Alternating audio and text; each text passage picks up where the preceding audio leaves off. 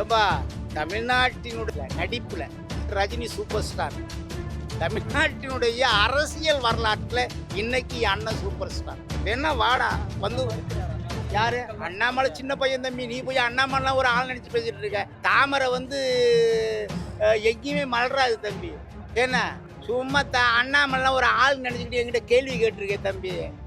கேட்டால் நான் திமுகவுடைய அந்த ஊழலை வெளியிடுவேன், இந்த ஊழலை வெளியிடுவேன்னு இப்படியே வடை சுட்டுக்கிட்டே போறாரு அண்ணாமலை. அவன் ஒரு ஆள் நினைச்சு என்கிட்ட பேசிட்டு இருக்க. யாரு லண்டன்ல என்ன வந்து தொழில் தோழங்க போனாரா அவரு? இல்ல தொழில் அதிபர்கள் இங்க கூட போனாரா? சும்மா ஏதோ பித்தாப்பட்டி பையன் எங்கேயோ போயிட்டு வந்து பேசுறாப்புல.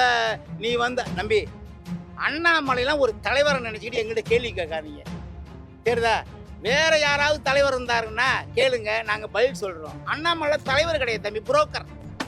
என்ன அதாவது மோடியும் அமித்ஷாவும் ஊர்கா மாமி இருக்குல்ல, யாரு அந்த நிர்மலா சீதாராமன், அவங்க பேசுறதெல்லாம் கேட்டுக்கிட்டு இங்க வந்து ஒளிபரப்பு பண்றவங்க தம்பி.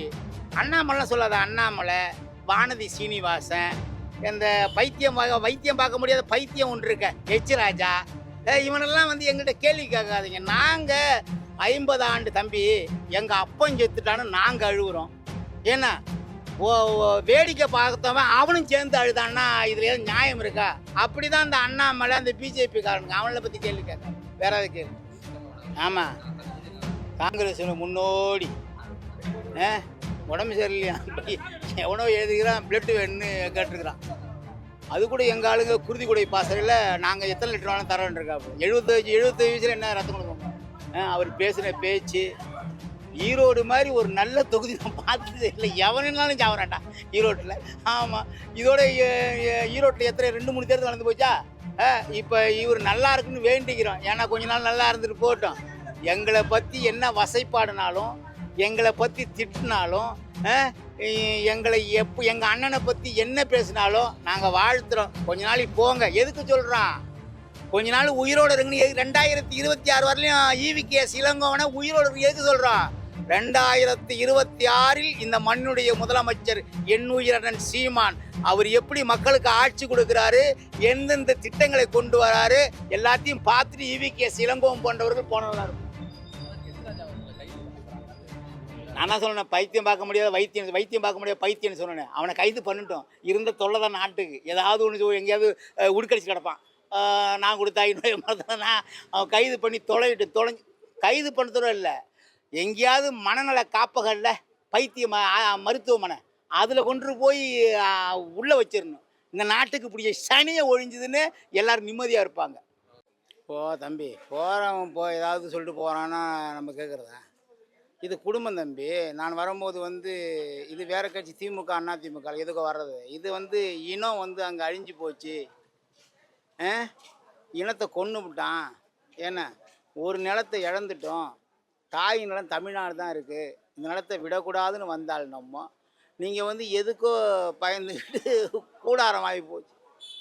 ஏதோ நிறைய பேர் வருவான். அதாவது 1000 பேர் போனான்னா 5 லட்சம் பேர் வருவான்.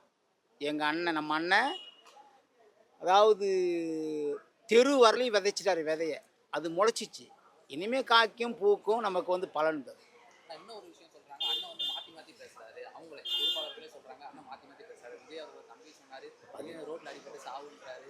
அப்புறம் ரஜினி அவர்களை வந்து சங்கிங் பண்ணார். இப்போ அவரை போட்டு எடுக்கிறாரு.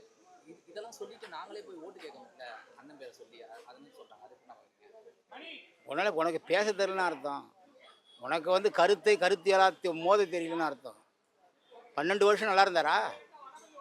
உலக போற்றக்கூடிய தலைவராக இருந்தாரா? புரட்சியாளராக இருந்தாரா? இப்போ இந்த 6 மாதம்தான் வந்து அண்ணன் மாற்றி மாற்றி பேசுகிறாரா? போகிற போக்கில் ஏதாவது சொல்லிட்டு போகிறது. அண்ணன் மாற்றி பேசுகிறாரு, அண்ணன் வந்து இப்படி பேசுகிறாரு. அண்ணன் வச்ச தத்துவம் மிகப்பெரிய தத்துவம். என்ன யாருக்கு? விஜய்க்கு என்ன சொன்னார்? ஒன்று தமிழ் தேசியம்னு சொல்லு, இல்லை திராவிடம்னு சொல்லு.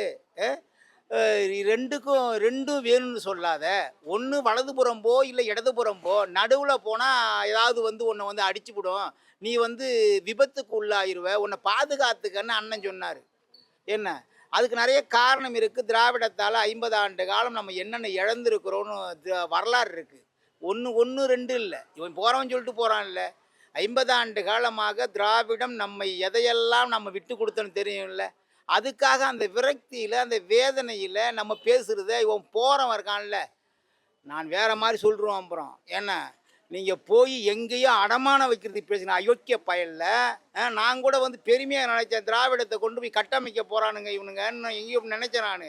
ஆனால் எங்கேயோ கொண்டு போய் அடகு வச்சுருக்கிறீங்களே, மார்வாடி கடையில் அடகு வைக்கிற மாதிரி அடகு வச்சுருக்கிறீங்களே.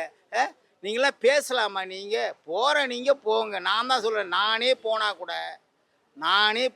என்ன மாதிரி லட்சக்கணக்கான பேர் போனால் கூட என் அண்ணன் எது நினைத்து இந்த நாட்டில் அரசியல் கட்சி துவங்கினாரோ அதை கண்டிப்பாக நிறைவேற்றுவார். எவன் இருக்கிறான் போகிறான் அதை பற்றி கவலை இல்லை. ஏன்னா ஒத்தாளாக இருந்து அண்ணன் நிறைவேற்றுவார்.